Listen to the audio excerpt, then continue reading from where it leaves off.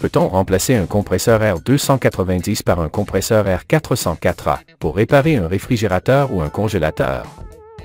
Dans certaines situations, la disponibilité des compresseurs fonctionnant avec du gaz R290 peut être limitée. Cela soulève la question suivante. Est-il possible de réparer avec succès un équipement en remplaçant un compresseur endommagé conçu pour le R290 par un nouveau compresseur fonctionnant avec du R404A et faire en sorte que l'ensemble du système fonctionne désormais avec du gaz R404A? Analysons les aspects clés à prendre en compte.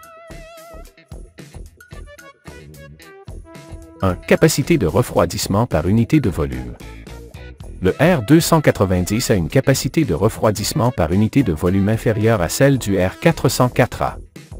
Cela signifie qu'un compresseur conçu pour le R290 doit fonctionner avec une cylindrée plus importante ou un volume de réfrigérant plus élevé, car le R290 offre une puissance frigorifique inférieure par rapport au R404A. Par exemple, pour un compresseur de 1 quart HP, la cylindrée d'un compresseur R290 est d'environ 6,5 cm3, tandis qu'un compresseur R404A de 1 quart HP a une cylindrée d'environ 5,5 cm3.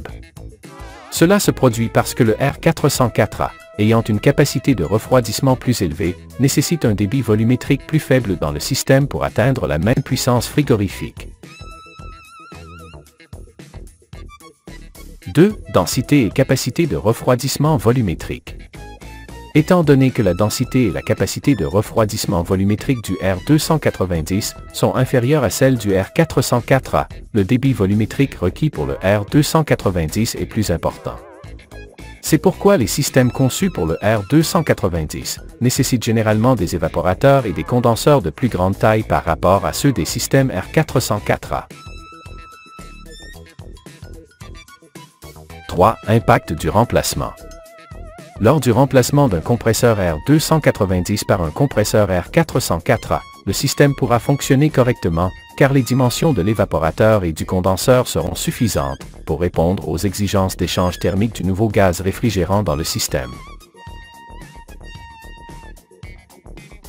4. Cependant, il est important de noter que la taille du tube capillaire doit être modifiée pour correspondre aux dimensions requises par le nouveau compresseur R404A.